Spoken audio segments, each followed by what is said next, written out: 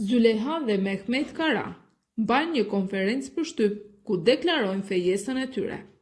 Qëllimi i këtij vendimi qëndron në një strategji të fortë nga ana e Zulehas për të mbrojtur emrin e saj dhe të familjes së Yamanëve. Ajo dëshiron të mbyllë gojen e të gjithë atyre që kanë hedhur baltë mbi te, veçanërisht pas thashe themeve për marrëdhënien me Mehmetin. Ky njoftim i befasueshëm i vendos në qendër të vëmendjes dhe ndesë reagime të forta në Çokurov. Hamine bëhet padashje viktime një momenti tragjik. Ajo duke u përpjekur t'i marrë Betylit fotografinë që kjo e fundit u përpoq ta fshihte. Hamine humbet ekuilibrin, rrëshqet dhe bie. Goditja që merr në kokë e le pa ndjenja. Betyl e tronditur nga ngjarja shokohet, por ajo nuk thërret ndihmë menjëherë. Betyl e tmerruar nxiton për në shtëpi dhe i rrëfen së hemës Sherminit gjithçka që ndodhi.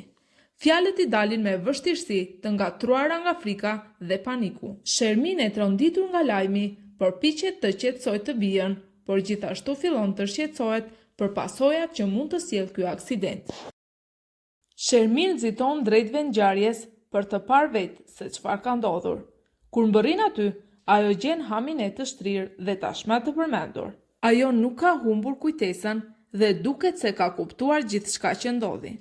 Kjo e trempe dhe më shumë Sherminin, e cila nuk shet dot një rrugë dalje tjetër përveç se të kërcënojë Hamine. Shermin me një ton të ashpër e paralajmëron të mos i tregojë askujt rreth kësaj që ndodhi.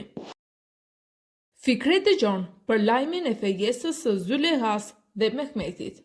Zemra e tij coptohet, por ai ende mendon se kjo është një manipulim i Mehmetit. Pak më vonë, kur kupton se fejesa është reale, zemërimi i tij rritet, i lënduar i zgënjur nga një reagim i nxituar dhe emocional, vendos të propozoj për martesë Betylin si një përpjekje për të harruar Zulehan. Zuleha dhe Sanie rastësisht zbulojnë mashtrimet e Betyl.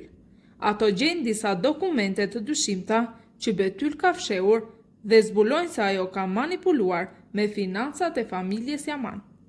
Zbulimi ndodh gjatë një momenti të papritur, kur ato janë duke hetuar disa lëvizje të dyshimta.